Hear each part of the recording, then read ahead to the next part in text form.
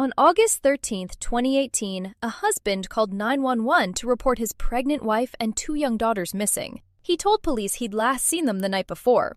Within days, he'd go from grieving father on national television to the only suspect. And the truth, when it came out, was worse than anyone imagined. It happened in Frederick, Colorado, a quiet, growing suburb north of Denver, the kind of place with new-build homes and cul-de-sacs. Chris Watts, 33, and his wife Shanann, 34, lived there with their daughters, Bella, 4, and Celeste, 3. Shanann was 15 weeks pregnant with their third child. Shanann had flown home that morning from a business trip. A friend who dropped her off at the house tried calling and texting throughout the day and got nothing back, completely unlike her. By early afternoon, she alerted police. When officers arrived, Chris Watts appeared cooperative.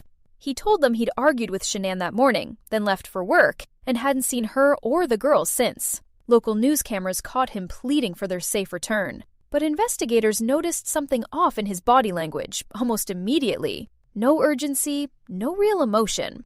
As police dug into his phone and computer records, a second story emerged. Chris had been having an affair with a coworker for about 2 months. He'd told her, just days before Shanann disappeared, that he and his wife were already separated, which wasn't true. Investigators brought him in for polygraph testing.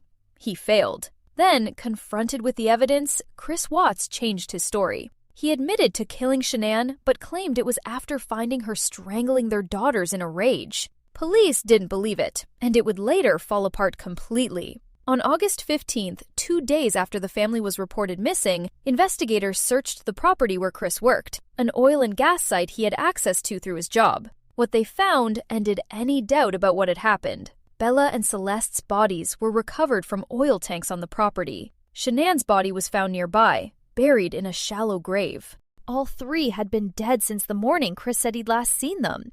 In November 2018, Chris Watts pleaded guilty to 9 charges, including first-degree murder, to avoid the death penalty. He was sentenced to 5 life sentences, 3 of them consecutive, plus 84 additional years, with no possibility of parole. For his own safety, he was later transferred out of Colorado to a maximum security prison in Wisconsin, where he remains today. Months later, in a follow-up prison interview, Watts gave investigators a fuller account, admitting he'd strangled Shanann himself after she confronted him about the affair and said she was taking the kids, and that he alone had killed both girls. There was no version of events in the end where anyone but him was responsible. What makes this case so unsettling isn't just the crime, it's the days beforehand. Neighbors described a normal, even happy-looking family. Nothing about their public life hinted at what was coming. It's a reminder that the version of a life people show the world isn't always the one being lived behind closed doors. If you want to go deeper on cases like this, I've got another one queued up right here. And let me know in the comments, was there anything in this case you think investigators should have caught sooner?